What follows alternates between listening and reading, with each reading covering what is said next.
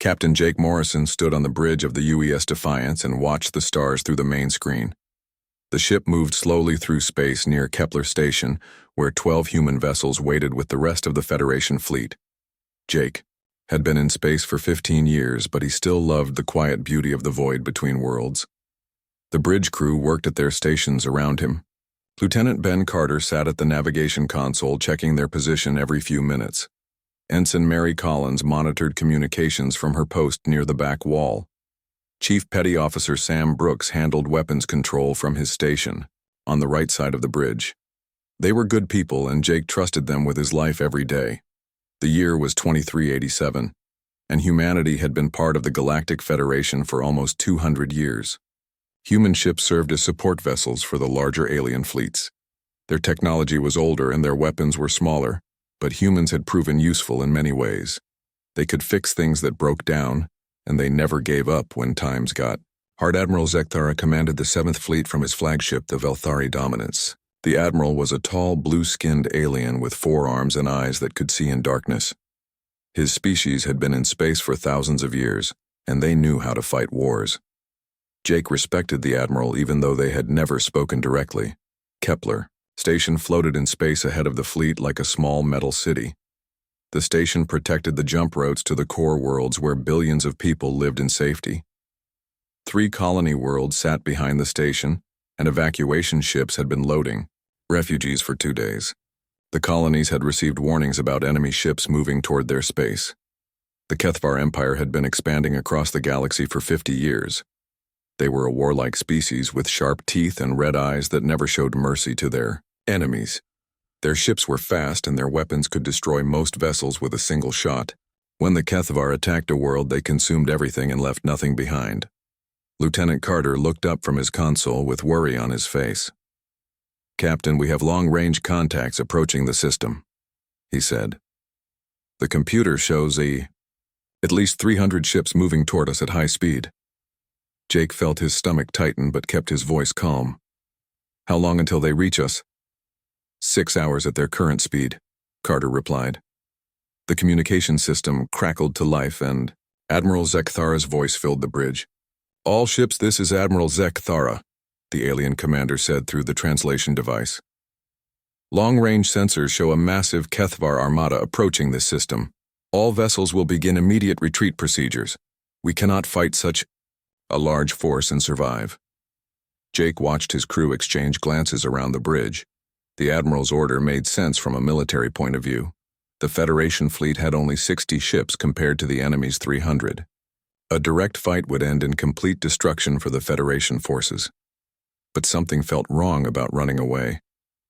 Jake thought about the evacuation ships still loading people from the 3 colony worlds. He thought about the families with children who trusted the Federation to protect them. The Kethvar would kill everyone they found and destroy everything they could reach. The alien ships in the fleet began powering up their hyperspace drives. Blue light flashed from their engines as they prepared to jump away from the battle. The Velthari crews moved quickly to follow their admiral's orders. Other alien species did the same thing without question. Ensign Collins turned from her communication station with a strange look on her face. "Captain, I'm receiving messages from the other human ships," she said. "They're all asking to speak with you on a private channel." Jake nodded and walked to the private communication console at the back of the bridge. He activated the secure channel and saw 11 other human captains appear on the screen. Captain Lisa Grant commanded the UES Horizon, and her face showed the same concern Jake felt. Commander Pete Walsh of the UES Lightning looked angry about something. The other captains waited for someone to speak first. "Jake, we need to talk about this retreat order," Lisa said. "My crew is refusing to leave their stations. They say they didn't join the space service to run away from fights." Pete nodded his agreement. "The Lightning's crew feels the same way. We've been watching those evacuation ships for 2 days. There are kids on those transports who won't make it out if we leave now." Captain Sandra Bell of the UES Thunder spoke up from her ship. "The evacuation will need at least 4 more hours to complete. Maybe 6 hours to be safe. If we leave now, the Kethvar will catch those civilian ships before they can jump to hyperspace." Jake looked at the faces of his fellow human commanders and saw the same determination in their eyes that he felt in his heart. These people had grown up hearing stories about their ancestors who fought impossible battles to protect others. Earth history was full of last stands and desperate defenses that saved lives, even when the defenders died. "What are you all suggesting?" Jake asked, even though he already knew the answer. Lisa Grant spoke for all of them. "We stay and fight. We buy time for the evacuation ships to escape. We do what humans have always done when innocent people need protection." The alien ships around them continued their retreat preparations. More blue lights flashed as hyperspace drives came online. Soon, the Federation fleet would jump away and leave the human vessels alone in space. Jake thought about his orders and his duty to the Federation command structure. Then he thought about the children on the evacuation ships and the families who trusted him to keep them safe. Sometimes a person had to choose between following orders and doing what was right. "All human ships maintain position," Jake said into the communication system. "We're not leaving those people behind." One by one, the other human captains confirmed their agreement. 12 ships would stay to face 300 enemy vessels. The odds were impossible, but that had never stopped humans before. The alien fleet jumped to hyperspace in flashes of blue light. Within minutes, the human ships floated alone in space near Kepler Station. Behind them, the evacuation ships continued loading refugees who had no idea that 12 crews had just chosen to die for them. The 12 human ships hung in space like tiny dots against the vast darkness. Jake Morrison looked at the tactical display showing their positions around Kepler Station. The UES Defiance was the largest vessel in their small fleet, but even his heavy cruiser seemed small compared to what was coming toward them. Jake opened the fleet communication channel to speak with all 11 other captains. Their faces appeared on his main screen, and he could see the mixture of fear and determination in their eyes.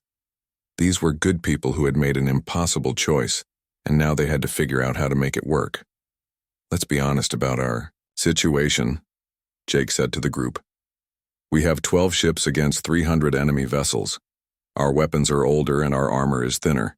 In a straight fight, we'll be destroyed in minutes."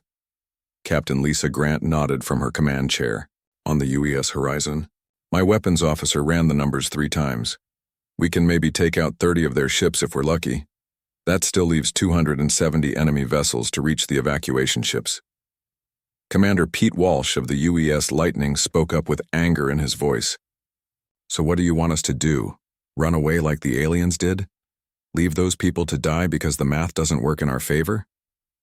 Jake held up his hand to calm the discussion. "Nobody said anything about running. We're here and we're staying. But we need to be smart about how we fight or we'll die for nothing." Lieutenant Commander Amy Foster commanded the smallest ship in their group. The UES Sparrow was just a corvette with light weapons, but Amy had graduated top of her class from the Naval Academy. She was young, but her tactical skills were better than most senior officers. "Captain Morrison is right," Amy said. "We can't win in a direct battle, but we don't need to win. We just need to buy time for the evacuation to complete. 4 hours, minimum, and 6 hours would be better." Chief Engineer Tony Rodriguez appeared on the communication screen from the UES Phoenix.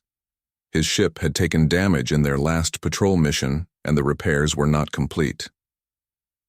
"My engines are running at 60% power," he said.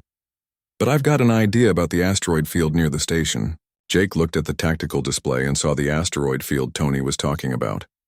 Thousands of rocks floated in a loose cluster between the station and the main approach route.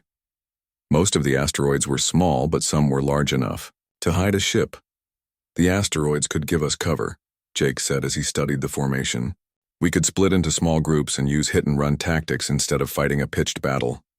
Captain Sandra Bell of the UES Thunder was their most experienced fighter pilot before she took command of her own ship.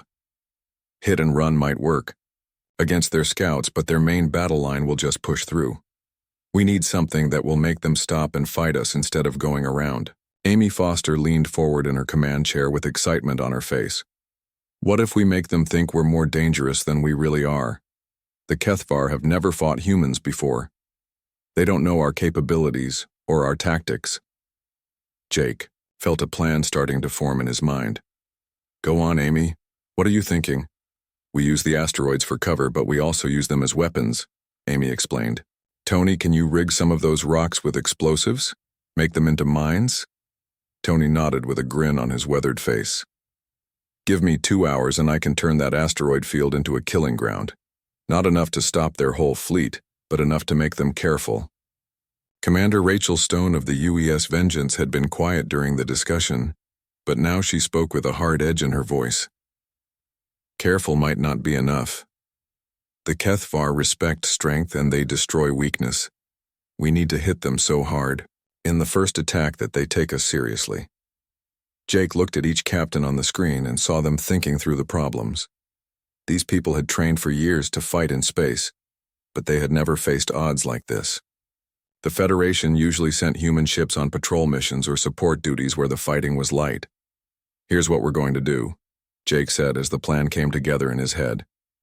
Tony takes the Phoenix and 2 other ships to mine the asteroid field. Lisa takes the fast attack ships through the rocks for hit-and-run strikes. I'll take the heavy ships in a frontal assault to get their attention. Pete Walsh frowned at the tactical display. A frontal assault against their main battle line is suicide, Jake. They'll blow you apart before you can fire a second salvo. Maybe, Jake replied. But if I can draw their heavy ships toward the asteroid field, then Lisa's group can hit them from behind. And if we can damage their command ships early in the fight, it might disrupt their coordination. Amy Foster studied the plan on her screen and nodded slowly. It could work if we time everything perfectly. But one mistake, and we'll all be dead. In the first hour, Jake looked at his fellow captains and saw the same expression on every face. They were scared, but they were also determined to make their sacrifice count for something. Behind them, the evacuation ships continued loading refugees, who had no idea that 12 crews were about to die protecting them. Does anyone have a better idea? Jake asked the group. The communication channel stayed quiet for a long moment. These were smart people who understood military tactics, and they all knew the truth. There was no good plan for 12 ships to fight. 300 enemy vessels. There were only different ways to die while buying time for others to escape. Captain Lisa Grant broke the silence with a steady voice. We knew this was a one-way trip when we decided to stay.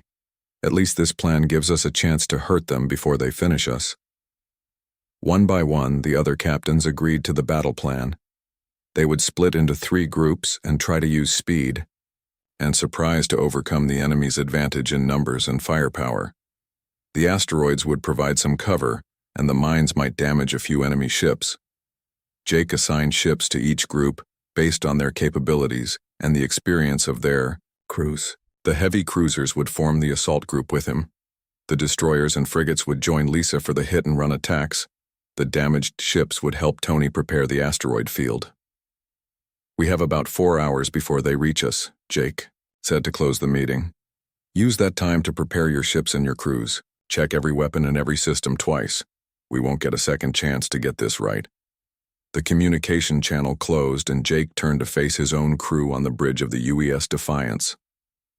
Lieutenant Ben Carter was still at his navigation station, but now his hands shook slightly as he worked. Ensign Mary Collins monitored the evacuation ships with tears in her eyes. Chief Petty Officer Sam Brooks checked his weapons for the 10th time. These people had families back on Earth who would never see them again. They had dreams and plans for the future that would die with them in a few hours. But they had chosen to stay because some things were more important than personal survival. Jake walked to the center of the bridge and looked at each member of his crew. You all heard the plan, he said in a quiet voice. Anyone who wants to take a shuttle and catch up with the evacuation ships can leave now. No one will think less of you. Nobody moved from their stations. Mary Collins wiped away her tears and returned to her work. Sam Brooks continued his weapons check. Ben Carter plotted courses through the asteroid field. Jake felt proud of these, people who had chosen duty over safety. In a few hours, they would face an enemy that outnumbered them 25-1. Most of them would die in the battle, but they would die protecting innocent people who needed their help. The evacuation. Ships continued their work behind them as the human fleet prepared for the fight of their lives. The Kethvar Armada dropped out of hyperspace at the edge of the system like a storm cloud, blotting out the stars. Jake Morrison watched 300 enemy ships appear on his tactical display and felt his heart race with fear and excitement.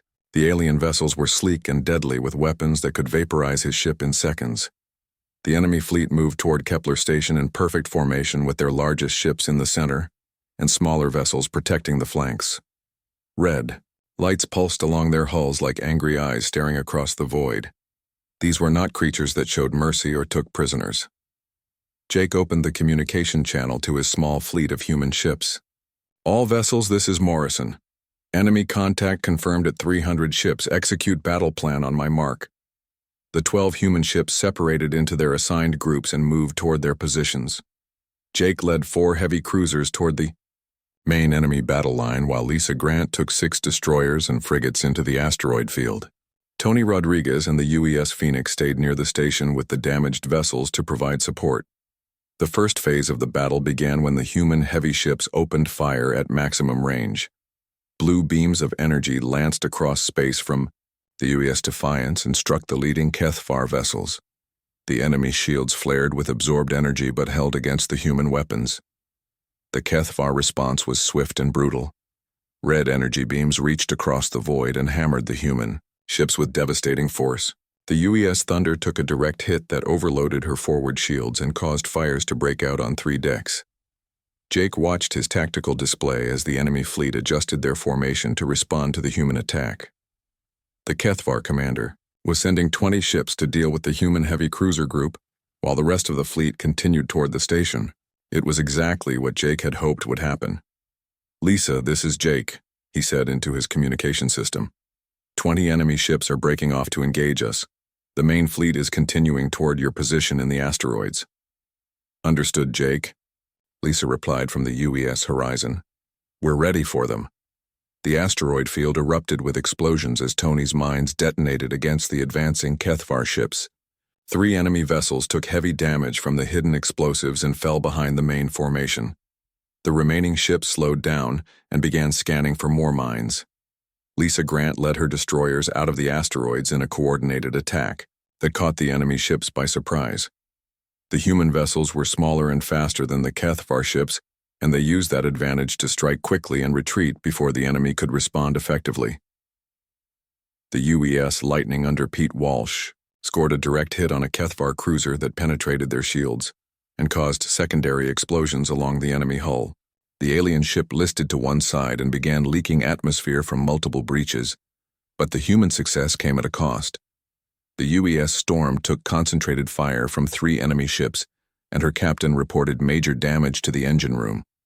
2 more human destroyers suffered shield failures and had to retreat deeper into the asteroid field for cover. Jake's group of heavy cruisers fought a running battle with the 20 HFY ships that had been sent to deal with them. The enemy vessels were larger and more powerful, but the human ships used superior tactics and teamwork to stay alive longer than expected. The UES Defiance and UES Vengeance worked together to focus their fire on individual enemy ships, instead of spreading their shots across multiple targets. This concentration of firepower allowed them to penetrate enemy shields and cause real damage to the alien vessels. Commander Rachel Stone on the UES Vengeance proved especially effective at coordinating the human attacks. Her tactical skills helped the 4 human ships work together like a single unit that was greater than the sum of its parts. The battle had been raging for 2 hours when Jake received an unexpected communication from the enemy fleet. The message came on an open channel that all the human ships could hear. "Human vessels, this is Admiral Thekvar of the HFY fleet," the alien commander said through the translation system. "Your resistance is impressive but futile. Surrender, now, and your deaths will be quick." Jake looked at his communication officer and gestured for her to open a reply channel. He had never spoken directly to a HFY before, but he knew what he wanted to say. "Admiral Thekvar, this is Captain Morrison of the human fleet," Jake replied. "We don't surrender and we don't run away. If you want this system, you'll have to take it from us." The alien admiral's laughter sounded like metal scraping against stone. "Your species is new to war, Captain Morrison. We have been fighting for 1,000 years. You cannot win against us." "Maybe not," Jake said. "But we can make you pay for every meter of space you take." The communication ended and the battle resumed with even greater intensity. The HFY ships began using heavier weapons and more aggressive tactics against the human vessels. It was clear that Admiral Thekvar had decided to crush the human resistance quickly. The UES Phoenix took a direct hit from a HFY dreadnought that overloaded her main reactor. Tony Rodriguez managed to contain the explosion, but his ship was dead in space with no power for weapons or movement. The Phoenix crew began abandoning ship as fires spread through the hull. Amy Foster's corvette UES Sparrow was caught between two enemy cruisers and suffered massive damage to her life support systems. The young captain refused to abandon her ship and kept fighting even as her crew worked in emergency suits with limited air supplies. Jake watched more human ships take critical damage as the battle continued. The UES Thunder lost her main engines and drifted helplessly under enemy fire. The UES Storm suffered a hull breach that killed 12 crew members, including her weapons officer. But the human ships kept fighting even as they died. Every damaged vessel continued firing their weapons until the last possible moment. Crews that should have abandoned ship stayed at their posts to buy a few more minutes for their comrades. The evacuation ships behind them continued loading refugees from the 3 colony worlds. 4 hours had passed since the battle began, and the civilian transports were almost ready to depart. The human sacrifice was achieving its purpose, even as the cost grew higher with each passing minute. Jake realized that something had changed in the enemy attack patterns. The HFY ships were still fighting aggressively, but they seemed to be testing the human defenses rather than trying to destroy them as quickly as possible. Admiral Thekvar was learning how humans fought, and he seemed impressed by what he saw. "All human ships, this is Morrison," Jake said on the fleet communication channel. "The evacuation ships report they'll be ready to jump in 90 minutes. We need to hold the line for just a little longer." The remaining human vessels acknowledged his message and prepared for the final phase of the battle. They had already achieved more than anyone thought possible by surviving for 4 hours against overwhelming odds. Now they just needed to last 90 minutes more. Jake looked around his bridge at the crew members who had stayed with him through the impossible fight. Lieutenant Ben Carter had blood on his forehead from a console explosion, but he remained at his navigation station. Ensign Mary Collins coordinated damage control teams with steady professionalism. Chief Petty Officer Sam Brooks continued firing weapons even though half his targeting systems were offline. These people had given everything they had to protect strangers they would never meet. They had proven that humans would fight impossible battles when innocent lives were at stake. Whatever happened in the next 90 minutes, they had already won the only victory that really mattered. Jake Morrison stood on the damaged bridge of the UES Defiance and watched 6 human ships fight for their lives against impossible odds. The battle had been raging for 5 hours, and half of his small fleet was gone. The UES Lightning had rammed a HFY dreadnought after her weapons failed. The UES Phoenix drifted dead in space with her crew evacuated. The UES Thunder had exploded when her reactor core overloaded. The remaining human vessels formed a defensive wall between the HFY fleet and the evacuation ships that were still loading refugees. Jake could see the civilian transports on his long-range sensors moving slowly away from the 3 colony worlds. They were almost ready to jump to hyperspace, but they needed 30 more minutes to reach a safe distance. Commander Rachel Stone's voice crackled over the communication system from the UES Vengeance. "Jake, my ship has lost main power and I'm running on emergency batteries. We can keep fighting for maybe 20 minutes before everything shuts down." Amy Foster replied from the corvette UES Sparrow, where her crew worked in vacuum suits after losing life support. "The Sparrow is in the same situation. Half my hull is gone, but we still have weapons." Jake looked at his tactical display and saw the desperate situation clearly. 6 human ships faced over 200 HFY vessels that were closing in for the final assault. The alien commander had been testing them for hours, but now Admiral Thekvar seemed ready to finish the battle. "All ships form up on the Defiance," Jake ordered. "We make our last stand together." The surviving human vessels moved into a tight formation with the heavy cruiser UES Defiance at the center. The damaged ships took positions where they could provide mutual support and concentrate their remaining firepower. It was a classic defensive formation that had been used by human warriors for thousands of years. The HFY fleet approached in a massive wedge formation with their largest ships leading the attack. Red energy beams reached across space and hammered the human defensive line with devastating force. The UES Storm took multiple hits and began venting atmosphere from her ruptured hull. Jake opened a direct communication channel to the enemy flagship. He had an idea that might save some of his people even if it cost him his own life. "Admiral Thekvar, this is Captain Morrison," Jake said. "I want to make you an offer." The alien commander's image appeared on Jake's main screen. Admiral Thekvar was a tall creature with red eyes and sharp teeth that gleamed in the light of his bridge.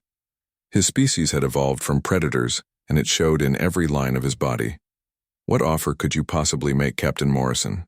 the alien admiral asked. "You have 6 damaged ships against my entire fleet. You have nothing I want." Jake took a deep breath and made the most important decision of his life. "I'll surrender the UES Defiance to you personally if you let the other 5 ships escort the evacuation transports to safety." The communication channel fell silent as Admiral Thekvar considered the offer. Jake could see the alien commander thinking through the tactical implications of accepting or rejecting the proposal.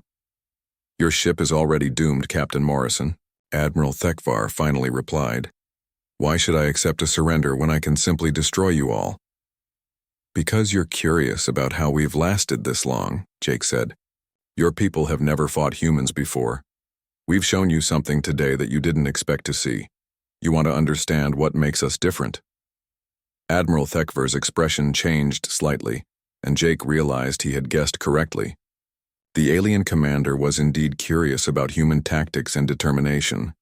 The Kethavar had conquered dozens of species, but none had fought like this. "You intrigue me, Captain Morrison," Admiral Thekvar said, "but I cannot let any human ships escape. My orders are to secure this system completely." Jake felt his heart sink as the alien admiral rejected his offer. He had hoped to save at least some of his people, but it seemed that all of them would die in the next few minutes. The evacuation ships were so close to safety, but 30 minutes might as well be 30 hours.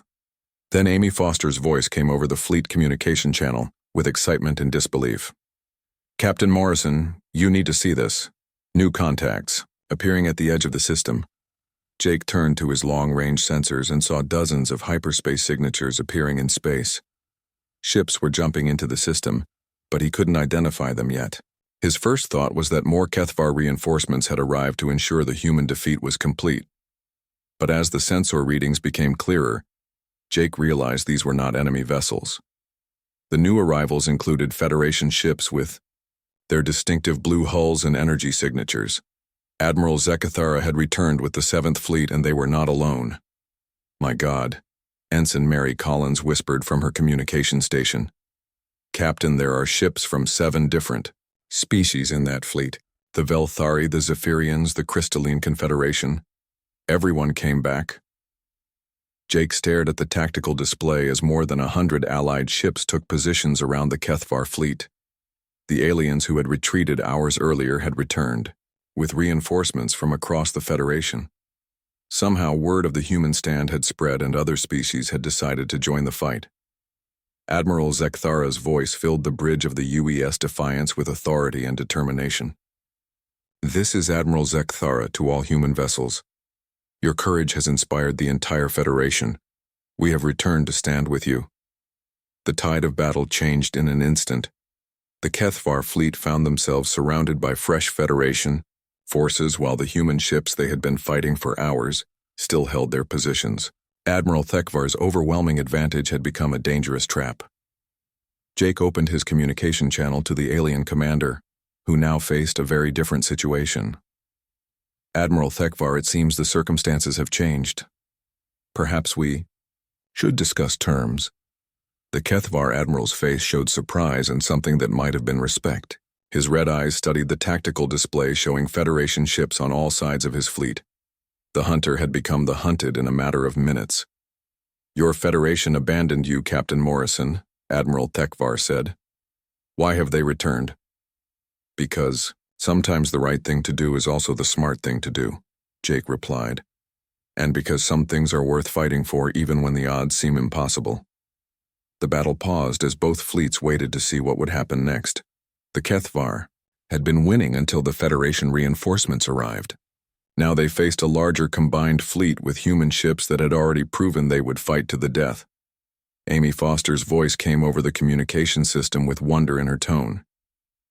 "Captain, the evacuation ships are ready to jump. All civilians are safely aboard and moving to hyperspace distance." Jake felt a surge of relief as he realized they had achieved their primary mission. The refugee ships were safe, and the 3 colony worlds had been evacuated completely. Whatever happened next, the human sacrifice had accomplished its purpose. Admiral Thekvar seemed to come to a decision as he studied the changed situation. The alien commander had been fighting a war of conquest, but now he faced something different. The human resistance had brought together species that rarely cooperated and created an alliance that had not existed hours earlier. "Captain Morrison," Admiral Thekvar said slowly, "I believe we need to talk." Jake looked around his damaged bridge at the crew members who had stayed with him through the impossible battle. These people had proven that humans would stand and fight when others needed protection. They had earned something that no alien species had ever given them before. They had earned respect. The 2 fleets faced each other in the space around Kepler Station like ancient armies preparing for battle. Jake Morrison stood on the bridge of the UES Defiance and watched Admiral Thekvar's flagship move slowly toward his position. The Kethvar commander had requested a face-to-face meeting, and Jake had agreed despite the protests of his crew. Admiral Zekthara's voice came over the communication system from the Federation flagship. "Captain Morrison, I strongly advise against this meeting. The Kethvar cannot be trusted, and you are too valuable to risk." Jake smiled at the concern in the alien admiral's voice. Hours earlier, Zekthara had ordered the human ships to retreat, with the rest of the fleet. Now the Velthari commander spoke of Jake as if he were an important officer instead of a support vessel captain. "I appreciate your concern, Admiral," Jake replied. "But Admiral Thekvar has something to tell us, and I think we need to hear it." The Kethvar flagship docked with the UES Defiance using an emergency airlock connection. Jake waited in the main conference room with his senior officers, while alien soldiers secured the area. He had never been this close to a Kethvar before, and he wondered what the meeting would reveal. Admiral Thekvar entered the conference room, followed by 2 bodyguards who carried weapons but kept them lowered. The alien commander was even more impressive in person, with red eyes that seemed to see everything, and a presence that filled the room with authority. "Captain Morrison," Admiral Thekvar said as he took a seat across from Jake, "your species has surprised me today. We have fought many races across the galaxy, but none have shown such determination in a hopeless situation." Jake studied the alien admiral's face and saw something he had not expected. The Kethvar commander looked tired and worried, as if he carried a burden that weighed heavily on his mind. "Our intelligence report suggested that humans were a support species with limited military capabilities," Admiral Thekvar continued. "We expected you to flee like the others when faced with overwhelming force." "We protect the people who can't protect themselves," Jake replied. "That's what humans do." Admiral Thekvar nodded slowly, as if Jake had confirmed something he already suspected. "Your tactical analysis during the battle was excellent, Captain Morrison. You used inferior resources to achieve results that should have been impossible." Jake felt curious about where this conversation was leading. The alien admiral seemed to be building up to something important, but he was taking his time to get there. "Admiral, why are you really here?" Jake asked directly. "You could have destroyed my ships hours ago, but you held back. You could have ignored the Federation reinforcements and continued your attack. Instead, you're sitting in my conference room talking about tactics." The alien commander's expression changed, and Jake saw something that looked like pain cross his features. Admiral Thekvar was silent for a long moment before he spoke again. "We are not the conquerors you think we are, Captain Morrison," the alien admiral said quietly. "We are refugees fleeing from something far worse than any military defeat." Jake leaned forward with interest as Admiral Thekvar began to explain the real situation. The Kethvar Empire was not expanding across the galaxy by choice. They were running from an enemy that consumed entire star systems and left nothing but empty space behind. "We call it the Devourer," Admiral Thekvar said with fear in his voice. "It appeared in our home territory 50 years ago and began destroying everything in its path. Worlds with billions of people simply vanished overnight." The alien commander activated a holographic display that showed the Kethvar home region of space. Large sections were marked in red to indicate systems that had been completely destroyed by the unknown enemy. We tried to fight it at first, Admiral Thekvar continued. Our greatest fleets were consumed as if they were nothing. The Devourer learns from every battle and becomes stronger with each victory. Jake stared at the display and began to understand why the Kethvar had been so aggressive in their expansion. They were not conquering territory for resources or glory. They were trying to stay ahead of something that threatened their entire species. How long before it reaches this part of the galaxy? Jake asked. Our scientists estimate 10 years at its current rate of expansion, Admiral Thekvar replied. Perhaps 15 if it slows down to consume some of the larger civilizations in its path. Jake felt a chill run down his spine as he realized the implications. The Kethvar were just the first wave of refugees fleeing from a threat that could destroy every living thing in the galaxy.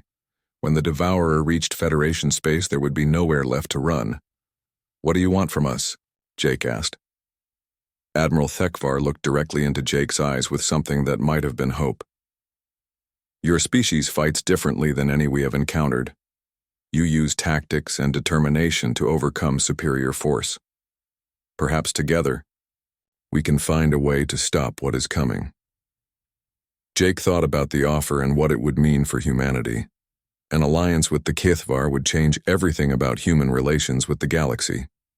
They would go from being a support species to being equal partners in a fight for survival. I'm just a ship captain, Jake said. This decision would have to be made by people much more important than me. You are the human who chose to stand. When others retreated, Admiral Thekvar replied. Your actions today have already changed how every species in this region views humanity. Your voice will carry great weight in any discussions. Jake looked around the conference room at his senior officers who had listened to the conversation with growing amazement. These people had signed up to serve on patrol missions and support duties. Now they were being offered a chance to help, save the galaxy. The communication system activated, and Admiral Zekthara's voice filled the room. Captain Morrison, the evacuation ships have safely jumped to hyperspace. All civilian refugees have been successfully evacuated from the 3 colony worlds. Jake felt a surge of satisfaction as he heard the news. The primary mission had been accomplished and thousands of lives had been saved. The sacrifice of the human crews had achieved its purpose even though they had survived to see the results. Admiral Thekvar, Jake said after a moment of thought, I think we need to take this conversation to Earth. There are people there who can make the decisions that need to be made. The alien commander nodded his agreement and stood up from his chair. I will send my best officers to accompany you, Captain Morrison. This alliance must be built on trust and understanding between our species. As Admiral Thekvar prepared to leave, Jake realized that everything had changed in the space of 6 hours. The human ships had been ordered to retreat, but they had chosen to fight instead. That choice had earned them respect from both enemies and allies. More importantly, it had revealed a threat that could destroy every living thing in the galaxy, unless someone found a way to stop it. The Devourer was coming, and humanity would play a crucial role in the fight for survival. Jake walked to the main window of the conference room and looked out at the mixed fleet of human Kethvar and Federation ships. Former enemies now floated side by side in space, united by the knowledge that something worse was coming for all of them. The fleet had ordered retreat, but the human ships had answered with war.